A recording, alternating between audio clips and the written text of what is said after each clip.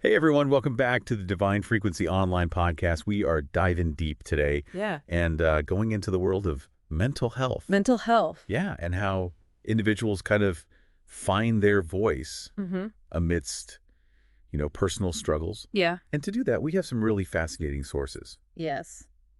Um, we have some YouTubers that share their own stories, like Yeah. very personal journeys. Yes. And then we also have a piece from a mental health advocate. Yeah, it's so interesting how these different sources approach this topic, right?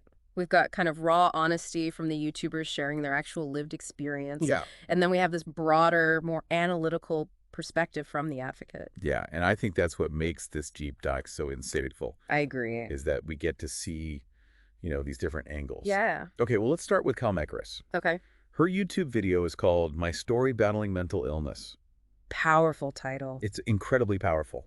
And she opens up about her struggles with depression and anxiety early on and how she used humor to kind of mask. Her pain.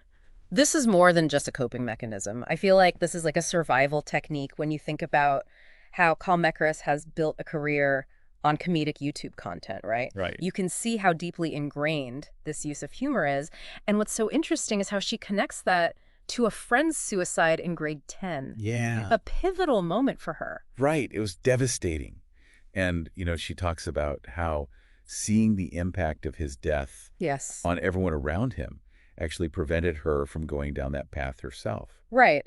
Talk about self-awareness and maturity, especially at that young age. Yeah. But also, like, the weight of that experience is palpable throughout her story. Totally. And she doesn't shy away from sharing the even more difficult parts. She bravely opens up about the trauma of sexual assault and the added layer of silence it forced upon her. It's heartbreaking, but also incredibly brave of her to share that. And it really highlights just how complex Yes. mental health challenges can be. This trauma creating these layers of silence and shame that make it even harder to reach out for help. Absolutely. And in her case, this led to the development of anorexia. Oh. And she describes it as a way of hurting herself, Yeah. which is a mindset that's really difficult to understand Yeah. if you haven't experienced it. Totally.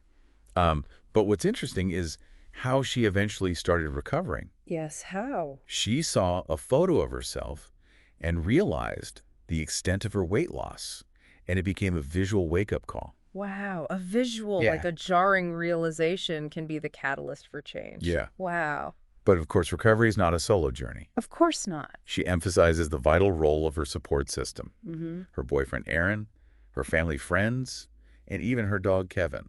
Oh. And it reminds us that support systems aren't just about people. Yeah. They can encompass therapy, medication, self-care practices. Yes. Even the unconditional love of a pet. Yeah. They're the lifelines that provide connection and hope.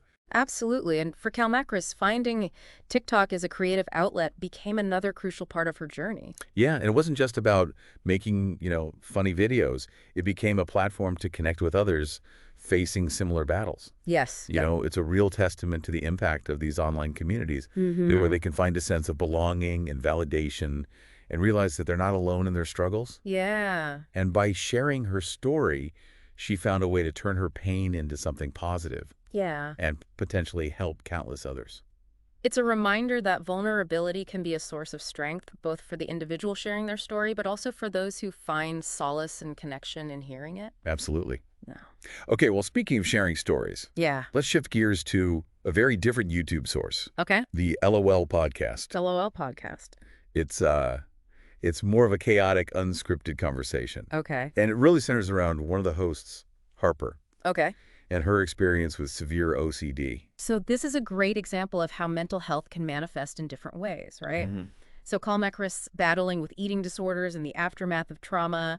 And now we have Harper, and her struggle is this constant intrusion of these unwanted thoughts. Right. And the intense anxiety they provoke. Yeah, and it's really eye-opening to hear her describe the compulsions that she feels driven to perform. Like what? Things like counting specific rituals. Wow. All in an attempt to alleviate that crushing anxiety. To get rid of it. And for those unfamiliar with OCD, it's important to understand that it's not simply about wanting things clean Right. or organized. Yeah. It's a much deeper and more complex struggle Yes. to manage this overwhelming anxiety Right. and intrusive thoughts. These compulsions aren't a choice. It's a response to deeply rooted anxieties. Exactly. And there's this interesting dynamic within the podcast itself. Ooh. Harper expresses frustration at being interrupted Okay. while trying to articulate her experience. And it really highlights the challenges of communicating about something as personal and nuanced as mental health. Yeah. It raises this question of how we, as listeners and supporters, Yes. can create space for others to share their mental health journeys Mm. without interjecting our own interpretations or experiences. Right, because even with good intentions, Right. we can sometimes stumble when it comes to truly understanding something we haven't personally lived through. Yeah. Thankfully, the other podcast hosts eventually shift to a place of empathy and support. Good. And one of them, Kate, even shares her own struggles with anxiety and fear, Okay. particularly about harm coming to her loved ones. This is highlighting another important aspect of mental health, right? It's not an us versus them situation. Right. We're all on a spectrum, each with our own vulnerabilities and coping mechanisms. Yeah, absolutely. And it reinforces the idea that mental health challenges are far more common Yeah. than we often realize. Then we talk about. Right. And we all experience anxieties, fears, and moments of vulnerability. We do. The key is to recognize these experiences Yeah, and develop healthy coping strategies. absolutely. And for Kate, her turning point came from finding solace in prayer and journaling. Interesting. But she's also honest about the recurring nature of anxiety, Yeah. how it can resurface even after you found ways to manage it. Yeah, that's a powerful reminder that the journey to mental well-being isn't always linear. No, There are ups and downs. there are. And there will be times when we need to lean on our coping mechanisms and support systems even more. It's about building resilience and accepting that mental health is an ongoing process, not a destination. Before we move on, I want to remind everyone that if you're looking for more information support or just a safe space to connect with others who understand what you're going through, etherealenergeticvibes.com is a fantastic resource. I love that website. You'll find articles, personal stories, and a wealth of knowledge on mental health and well-being. Good. Okay, now let's get back to the LOL podcast and see how Kate's journey unfolds. Okay, so towards the end of the LOL podcast episode, there's this incident at a restaurant Oh. where they hear what sounds like gunshots. Oh, wow. And this seemingly unrelated event triggers this wave of fear and anxiety in Kate. Oh, real? It really illustrates how deeply ingrained her anxieties are Yeah. and how easily they can be reactivated even when she's made progress in managing them. Right. It's a reminder that even when we find coping mechanisms and support systems, certain events or triggers can bring those anxieties rushing back. Yes. It really underscores the importance of continued self-awareness Yeah. and the ongoing nature of managing mental health. It's a journey. But now let's shift our focus to the insights offered by a mental health advocate. Okay.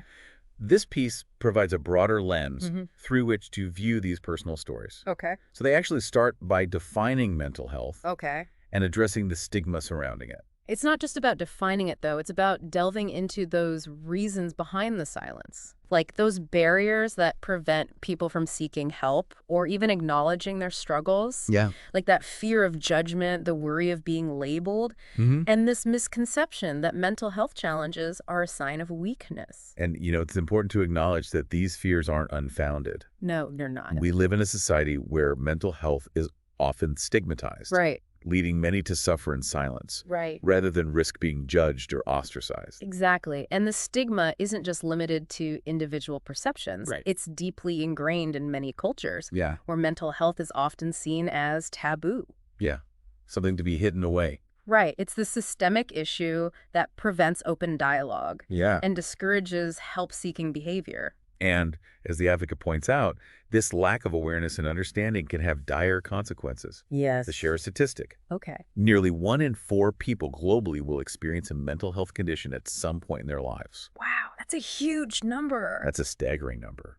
It really emphasizes that mental health challenges are not something that just affects a select few. Right. It's a universal human experience. Totally. And yet, Yeah. more than half of those struggling with mental health issues don't seek professional help because of the stigma. It's heartbreaking to think about all those individuals suffering in silence afraid to reach out for support. Totally. And the advocate emphasizes that this stigma can delay treatment by an average of 10 years. 10 This years. decade of potential healing and support lost due to fear and shame. It's a stark reminder of the urgency of addressing mental health stigma. Yeah. But how do we break through this silence? Right. How do we create a world where seeking help is seen as a sign of strength and self-care rather than weakness? Right. And the advocate offers a call to action. They urge us to start with small conversations. Okay. Reach out to trusted friends or family members, initiate dialogues about mental health, and normalize these discussions. It's about shifting the narrative. Imagine the ripple effect if each of us committed to having one open and honest conversation about mental health. Right. Like, we could chip away at the stigma, create safer spaces for vulnerability, Yeah. and encourage help-seeking behavior. And it's not just about talking. It's also about educating ourselves. Yes. The more we learn about mental health, Yeah. the better equipped we are to understand its complexities, Right. recognize the signs and symptoms, and offer support to those in need. Knowledge is power, and in this case, it can be life-changing. Absolutely. By understanding mental health, we can dispel these harmful myths and misconceptions and foster a culture of empathy and support. The advocate also stresses the importance of creating safe spaces, Okay. environments where individuals feel comfortable sharing their struggles without fear of judgment or repercussions. Yes. This could be within families' workplaces or even online communities.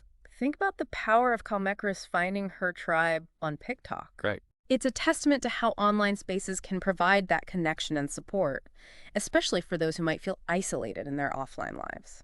And sometimes the most powerful thing we can do is simply be supportive. Lend a listening ear, offer words of encouragement, validate someone's experiences, or connect them with helpful resources.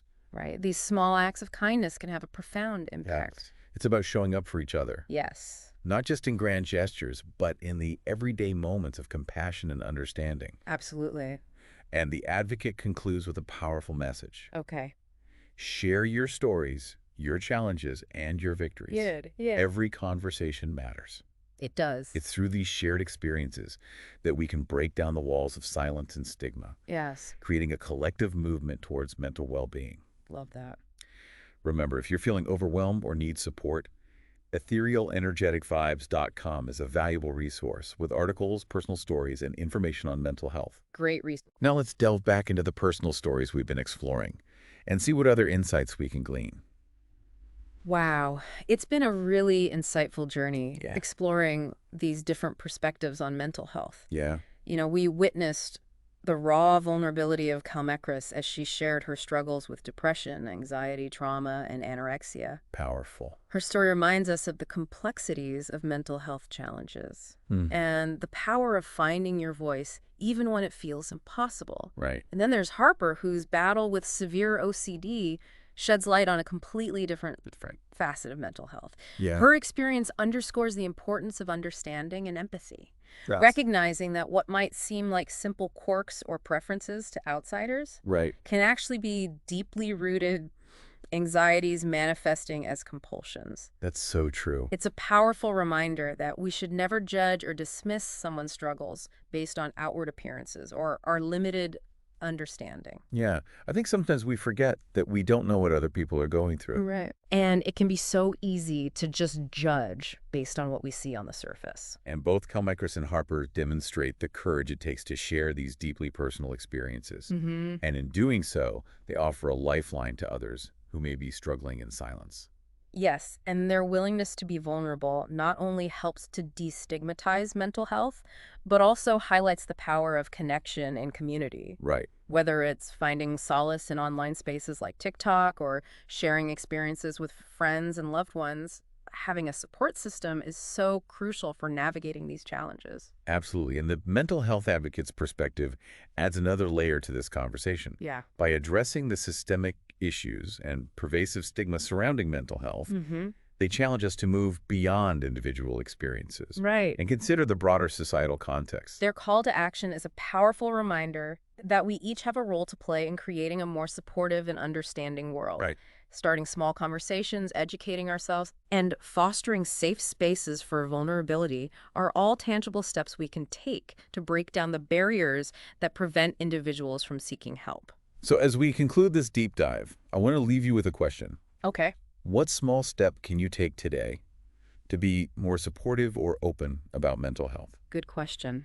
It could be as simple as checking in on a friend, Yeah. sharing a helpful resource, Or just listening. or simply listening with an open heart and a Yes. non-judgmental ear. Remember, every action, no matter how small, contributes to a collective shift towards a more compassionate and understanding world. Absolutely. And if you are seeking more information, support, or connection, don't forget to visit etherealenergeticvibes.com. Such a great resource. It's a valuable resource filled with articles, personal stories, and guidance on navigating the complexities of mental health.